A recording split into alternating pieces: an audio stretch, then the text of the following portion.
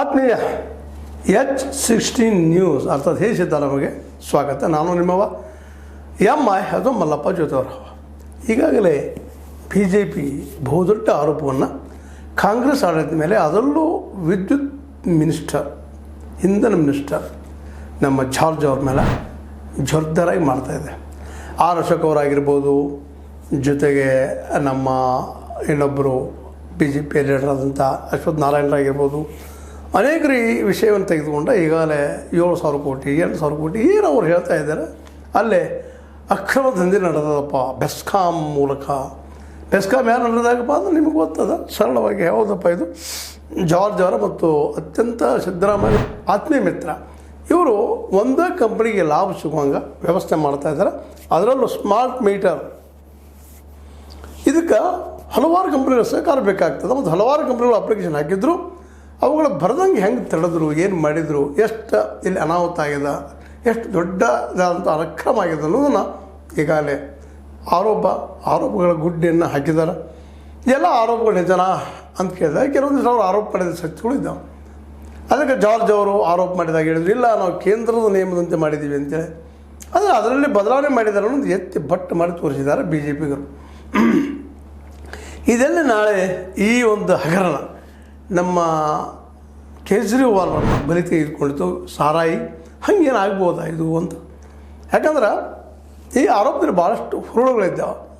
ಇಲ್ಲಿ ಭಾಳಷ್ಟು ನಮ್ಮ ಸರ್ಕಾರ ತಪ್ಪುಗಳನ್ನು ಮಾಡಿದೆ ಅಂತೇಳಿ ಮೇಲ್ನೋಟಕ್ಕೆ ಅನ್ನಿಸ್ತಾ ಇದೆ. ಒಂದು ಕರ್ನಾಟಕದ ಕಂಪ್ನಿ ದಾವಣಗೆರೆ ಕಂಪ್ನಿಗೆ ಅನುಕೂಲ ಆಗುವಂಗೆ ಮಾಡ್ಕೊಂಡು ಲಾಭ ಮಾಡ್ಕೊಂಡಿದ್ದಾರೆ ಅನ್ನೋದು ಇನ್ನುಳಿದ ಕಂಪ್ನಿಗಳ ಆರೋಪ. ಅದನ್ನು ತೆಗೆದುಕೊಂಡು ಇವತ್ತು BJP ದೊಡ್ಡ ಪ್ರಮಾಣದಲ್ಲ ಶುರು ಮಾಡಿಬಿಟ್ಟಿದೆ ಹೋರಾಟವನ್ನು. ಮೋಸ್ಟ್ಲಿ ಇದು ಮುಂದಿನ ದಿನಗಳಲ್ಲಿ ಕಾಂಗ್ರೆಸ್ಸಿಗೆ ಒಂದು ದೊಡ್ಡ ಆಪತ್ತನ್ನು ತರಬಹುದು ಅಂತೆಲ್ಲ. ಸಿದ್ದರಾಮಯ್ಯ ಅವತ್ತೇನೋ ತಮ್ಮ ದಿನಗಳನ್ನು ಇನ್ನೂ 2.5 ವರ್ಷಕ್ಕೆ ಜಗ್ಗಿಸ್ಬೇಕು ಎಳಿತಾ ಇದ್ದಾರೆ. ಆದರೆ ಈ ಹಗರಣ ಈ ಸರ್ಕಾರವನ್ನು ಎಲ್ಲಿ ಹೋಗಿ ನಿಲ್ಲಿಸ್ತದೆ ಅನ್ನೋದು ಇವತ್ತು ಯಾಕೋ ಸಂಶಯ ಬರ್ತಾ ಇದೆ ಇದ್ರ ಮೇಲೆ. ಯಾಕಂದ್ರೆ ನಿಯಮಗಳಿಂದ ಇದ್ದೇ ಇದ್ದಾವೆ. ಕೇಂದ್ರದ ನಿಯಮನ ಪಾಲಿಸಿದ್ದೀವಿ ಜಾರ್ಜ್ ಅವರು ಹೇಳ್ತಾಯಿದ್ರು. ಅದು ನಿಜವಾಗಿ ಪಾಲಿಸಿದ್ರೆ ಅಥವಾ ಒಂದು ಕಂಪ್ನಿಗೆ ಅದು ಯೋಜನೆಗೆ ಅನುಕೂಲ ಆಗಲ್ಲ ಅಂತೇಳಿ ಅದಕ್ಕೆ ಏನೋ ಒಂದು 5 ಕಂಪ್ನಿಗಳಿಗೆ ಜೋಡಿಸ್ಕೊಡುವಂಗೆ ಸಿಗುವಂಗೆ ವ್ಯವಸ್ಥೆ ಮಾಡಿ ಈ ಒಂದು ಇನ್ನುಳಿದ ಕಂಪ್ನಿಗಳಲ್ಲಿ ಭಾಗವಹಿಸಿದಂಗೆ ಮಾಡಿ, ಟೆಂಡರ್ದಲ್ಲಿ ಭಾಗವಹಿಸಿ ತಮ್ಮ ಪಾರ್ಟಿಸಿಪೇಷನ್ ತೋರಿಸ್ದಂಗೆ ಮಾಡಿ ಒಟ್ಟಿನಲ್ಲಿ ಏನೋ ಗದ್ದಲ ಮಾಡಿದ್ದಾರಪ್ಪ ಅನ್ನೋದು ಒಂದಿಷ್ಟು ಏನೋ ಮೇಲ್ನೋಟಕ್ಕೆ ಅನ್ನಿಸ್ತಾ ಇದೆ. ಯಾಕಂತಂದ್ರೆ ಇಲ್ಲೇ ವಿಶೇಷವಾಗಿ ಬೆಸ್ಕಾಂ ಟೆಂಡರ್ ನಿಯಮಗಳಿದಾವೆ. ಆ ಬೆಸ್ಕಾಂ ಟೆಂಡರ್ ಏನಪ್ಪ ಅಂತಂದ್ರೆ ವಿಶೇಷವಾಗಿ ಕೇಂದ್ರ ಸರ್ಕಾರ ಅಥವಾ ಕೇಂದ್ರ ಒಂದು ರೂಲ್ಸ್ ಏನು ಮಾಡಿದ್ರೆ ಆ ನೆಲೆಯಲ್ಲಿದ್ದಾವೆ. ಕೇಂದ್ರ ರೂಲ್ಸ್ಗಳು ಏನು ಹೇಳ್ತಾವೆ ಮತ್ತು ಅದಕ್ಕೆ ಇವರು ಏನು ಮಾಡಿದ್ದಾರೆ ಅನ್ನೋದು ಇಲ್ಲಿ ಒಂದಿಷ್ಟು ಪತ್ರಿಕೆಗಳ ವರದಿಗಳ ಬಂದಿದ್ದಾವೆ. ಅವುಗಳ ನೆಲೆಗಳಲ್ಲಿ ನಿಮ್ಮೊಂದಿಗೆ ಆ ವಿಷಯ ಹೇಳ್ತಾ ಇದ್ದೀನಿ. ಮೊದಲಾಗೆ ಬಿಡ್ ಸಲ್ಲಿಸುವ ಕಂಪ್ನಿಗೆ ರಾಜ್ಯದಲ್ಲಿ ವಿದ್ಯುತ್ ಮೀಟರ್ ಮಾರಾಟ ಮಳಿಗೆಗಳನ್ನು ತೆರೆದು 5 ವರ್ಷ ವಹಿವಾಟು ನಡೆಸಿದ ಅನುಭವ ಇರಬೇಕು. ಇದೊಂದು ರೂಲ್ಸ್. ಮೊದಲನೇ ರೂಲ್ಸ್ ಏನಪ್ಪ ಅಂದ್ರೆ ಬಿಡ್ ಸಲ್ಲಿಸುವ ಕಂಪ್ನಿಗೆ ರಾಜ್ಯದಲ್ಲಿ ವಿದ್ಯುತ್ ಮೀಟರ್ ಮಾರಾಟ ಮಳಿಗೆಗಳನ್ನು ತೆರೆದು 5 ವರ್ಷ ವಹಿವಾಟು ಇರಬೇಕಂತೇಳಿ. ಅದನ್ನು ಏನು ತಿದ್ದಾರೆ ಅಂದ್ರೆ ಕೇಂದ್ರದ ನಿಯಮದಲ್ಲಿ ಈ ಷರತ್ತು ಇಲ್ಲ. ಇಲ್ಲೇ ಈ ಹೊಸ ಷರತ್ತನ್ನು ಹಾಕಿಬಿಟ್ಟಿದ್ದಾರೆ ಅವರು. ಇದು ಕೇಂದ್ರದಲ್ಲಿ ಇಲ್ಲಿದು 5 ವರ್ಷದ ಅನುಭವ ಇರಬೇಕು ಅನ್ನೋಂಥ ಒಂದು ಕ್ಲಾಸ್ ಆಗಿದೆ. ಅಂದ್ರೆ 5 ವರ್ಷದ ಅನುಭವ ಇಲ್ಲ ಅಂದ್ರೆ ಮೊದಲಿಗೆ ಅವ್ರು ರಿಜೆಕ್ಟ್ ಆಗಿಬಿಡ್ತಾವೆ. ಏನಪ್ಪ ಟೆಂಡರ್ಗಳು ಹಾಕಿದ್ವು ಎಲ್ಲ ಅಂತ ಅನ್ನೋದು.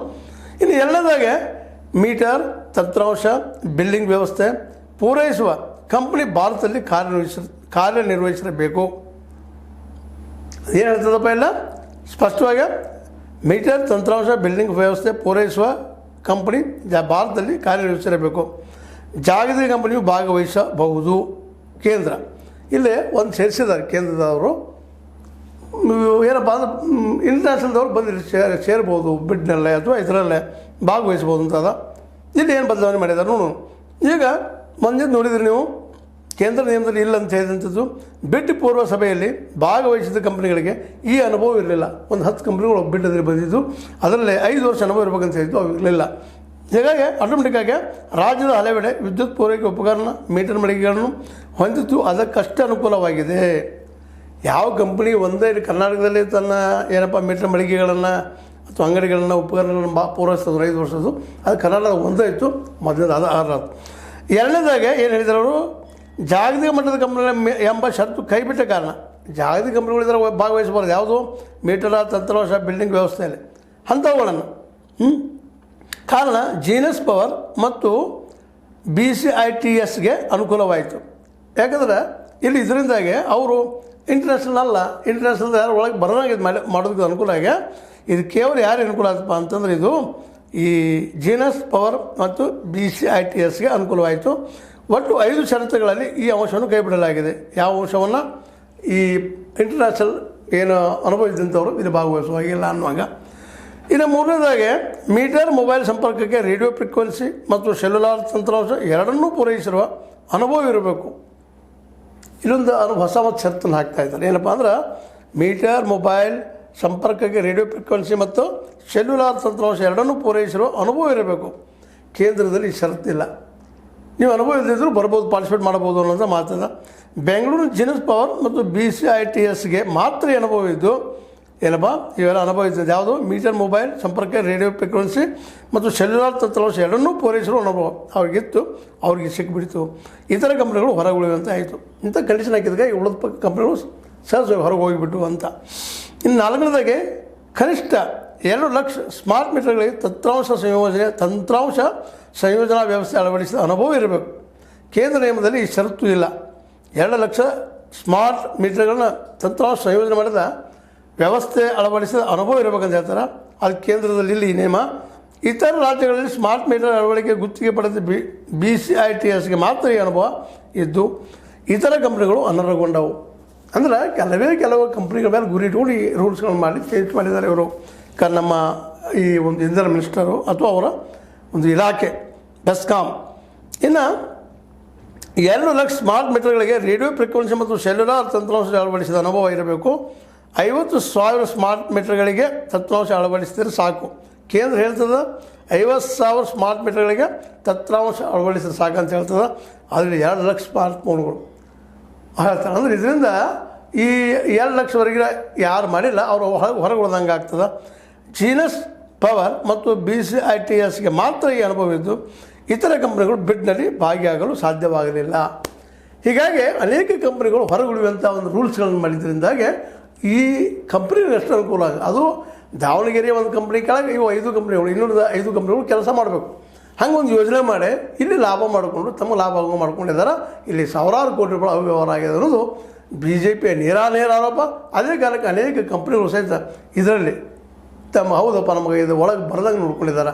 ಇವೆಲ್ಲ ಕಾರಣಕ್ಕಾಗಿ ಇದು ನಾವು ಹೊರಗೆ ಉಳಿದಿದ್ದೀವಿ ಅಂತೇಳಿ ಒಂದಿಷ್ಟು ಕಂಪ್ನಿಗಳು ಆರೋಪ ಮಾಡಿದ್ದಾರೆ. ಆ ಆರೋಪ ತೆಗೆದುಕೊಂಡು ಇವತ್ತು ನಮ್ಮ ವಿರೋಧ ಪಕ್ಷದವರು ದೊಡ್ಡದಾಗಿ ಅದನ್ನು ಬೆಳೆಸ್ತಾ ಇದ್ದಾರೆ ಮತ್ತು ಅದು ಬೆಳೆಯುವ ಸಾಧ್ಯತೆಗಳಿದ್ದಾವೆ. ಇವೆಲ್ಲ ಸಮಸ್ಯೆ ಕಾರಣಗಳಾಗಿದ್ದಾವೆ, ಇಲ್ಲ ಅಂತಲ್ಲ. ಯಾಕಂದರೆ ಕೇಂದ್ರ ಸೂಚಿಸಿದಂಗೆ ನಾವು ಮಾಡಿದ್ದೀವಿ ಅಂತ ಒಂದು ಕಡೆ ಜಾರ್ಜ್ ಅವರು ಹೇಳ್ತಾರೆ. ಆದರೆ ಇವರು ಕೇಂದ್ರದ ನಿಯಮಾವಳಿ ಪ್ರಕಾರ ಇಲ್ಲ, ಅನೇಕ ಮುರಿದಿದ್ದಾರೆ ಅಂತೇಳಿ. ಇದನ್ನೆಲ್ಲ ನೋಡಿದಾಗ ಈ ಒಂದು ಕಂಪ್ನಿಗೆ ಅನುಕೂಲ ಆಗುವಂಗೆ ದಾವಣಗೆರೆ ಕಂಪ್ನಿ ಅಂತ ಹೇಳ್ತಾ ಇದ್ದಾರೆ. ಆಲ್ರೆಡಿ ಅದು ಕೋರ್ಟ್ಗೆ ಹೋಗಿದ್ದಾರೆ, ನಮ್ಮ ಹೆಸರು ಹೇಳಬಾರ್ದು ಅನ್ನೋಂಥ ಒಂದು ಸ್ಟೇ ತುಂಬೋದಂತ ಕಾರಣಕ್ಕಾಗಿ ಹೆಸರು ಹೇಳ್ತಾ ಇಲ್ಲ. ಬಟ್ ದಾವಣಗೆರೆಯ ಲೋಕಲ್ ಕಂಪ್ನಿಗೆ ಹೆಲ್ಪ್ ಆಗುವಂಥ ಒಂದು ಕೆಲಸ ಮಾಡಿದ್ದಾರೆ. ಹಾಗೆ ನೋಡಿದರೆ ಒಂದು ರೀತಿಯಿಂದ ಇದು ನಮ್ಮಲ್ಲಿ ಕಂಪ್ನಿಗಳು ಬೆಳೀಲಿ ಅನ್ನೋ ಉದ್ದೇಶ ಇರ್ಬೋದು, ಒಳ್ಳೇದು ಅಂತಿಲ್ಲ ಅಂತಲ್ಲ. ಆದರೆ ಲಾಭ ಆಗಲಾರದ ಯಾವ ಸರ್ಕಾರನೂ ಈ ರೀತಿಯಾಗಿ ಒಂದೇ ಕಂಪ್ನಿಗೆ ಅನುಕೂಲ ಆಗುವಂಗೆ ಅವ್ರ ಜೊತೆಗಾರಿಗೆ ಅನುಕೂಲವಾಗಿ ಮಾಡಿದ್ದು ಮಾತ್ರ ಎಲ್ಲೋ ಇಲ್ಲಿ ಮಿಸ್ ಹೊಡಿತಾ ಇದೆ, ಏನೋ ಗಬ್ಬು ನಾತು ಬರ್ತಾ ಇದೆ ಅನ್ನೋದು ಅದು ಸ್ಪಷ್ಟ ಆಗ್ತದೆ. ಇದಕ್ಕಾಗಿ ಇವತ್ತು ನಾವು BJPಗೆ ಆಯ್ತು ಉಳಿದ ಕಂಪ್ನಿಗಳಿಗಾಯ್ತು ಆ ಕಂಪ್ನಿಗಳು ಸಹಿತ ಅದು ಅನುಭವಿಸಿದಂಥವ್ರು ಇದ್ದಾರೆ, ಕೆಲಸ ಮಾಡ್ಬೇಕಂತ ಬಯಸಿದ್ದಾರೆ. ಅವರು ಬಯಸೋದೇನು ತಪ್ಪಲ್ಲ. ಆದರೆ ಅವ್ರು ಹೆಚ್ಚು ಲಾಭ ಕೊಡೋದಂಗೆ ಇರ್ಬೋದೇನೋ, ಮತ್ತೇನೋ ಗೊತ್ತಿಲ್ಲ ನಮಗೆ. ಯಾಕಂದರೆ ಇದೆಲ್ಲ ಅಂಡರ್ ಕರೆಂಟ್ ಒಳಗೆ ಹರಿದಾಡುವಂಥದ್ದು, ಕರೆಂಟದಲ್ಲಿ ಅಂಡರ್ ಕರೆಂಟ್. ಇಂಥ ಒಂದು ದೊಡ್ಡ ಪ್ರಮಾಣದ ಒಂದು ಏನಪ್ಪ ಹಗರಣ ಆಗ್ಯದ ಅಂತೇಳಿ ಈ ಬೆಸ್ಕಾಂ ಮೇಲೆ ಮತ್ತು ಜೊತೆಗೆ ವಿದ್ಯುತ್ ಇಲಾಖೆ ಅಥವಾ ಇಂಧನ ಇಲಾಖೆ ಮೇಲೆ ಆರೋಪವನ್ನು BJP ಇವತ್ತು ಮಾಡ್ತಾಯಿದೆ. ಈ ಆರೋಪಕ್ಕೆ ಏನು ಉತ್ತರ ಕೊಡ್ಬೋದು ನಮ್ಮ ಸಿದ್ದರಾಮಯ್ಯನವರು ಮತ್ತು KK ಜಾರ್ಜ್ ಅವರು ಅನ್ನೋದು ಮುಂಬರುವ ದಿನಗಳು ಗೊತ್ತಾಗುವಂಥದ್ದು. ಆದರೆ ಇವುಗಳ ಈಗಿನ ಮಟ್ಟಿನ ಈಗ ಹೊರಬಿದ್ದಂಥ ವಿಷಯಗಳನ್ನ ನೋಡಿದಾಗ ಮಾತ್ರ ನಿಶ್ಚಿತವಾಗಿಯೂ ಇಲ್ಲೇ ಗದ್ದಲಾಗ್ಯದ, ದಾಲ್ ಮೇ ಕುಚ್ ಕಾಲ ಎಲ್ಲ ಪೂರ ದಾಲ ಕಾಲ ಏನು ಅಂತ ಅನ್ನುವಂಥ ಮಾತುಗಳು ಕೇಳಿ ಬರ್ತದೆ. ನೋಡೋಣ ಏನಾಗ್ತದೆ ಇದಕ್ಕೆ. ಸಿದ್ದರಾಮಯ್ಯ ಏನು ಉತ್ತರ ಕೊಡೋದು ಅಂತ ಹೇಳ್ತಾ ನಾನು ನಡೆಸಿದ ಕೆಲವು ಮಾತುಗಳು ಮಾತಾಡಿದ್ದೀನಿ. ನಿಮ್ಗೆ ಲೈಕ್ ಆಗಿರ್ಬೋದು, ಲೈಕ್ ಮಾಡಿ ಶೇರ್ ಮಾಡಿರಿ, ಕಾಮೆಂಟ್ ಮಾಡಿರಿ, ಜೊತೆಗೆ ಸಬ್ಸ್ಕ್ರೈಬ್ ಮಾಡಲಿಕ್ಕೆ ಹೋಗ್ಬೇಡ್ರಿ. H60 ನ್ಯೂಸ್ ಅರ್ಥಾತ್ ಹೇ ಸಿದ್ದರಾಮಯ್ಯ ಸತ್ಯದ ಕೈಗಲ್ಲಿ ವಂದನೆಗಳು.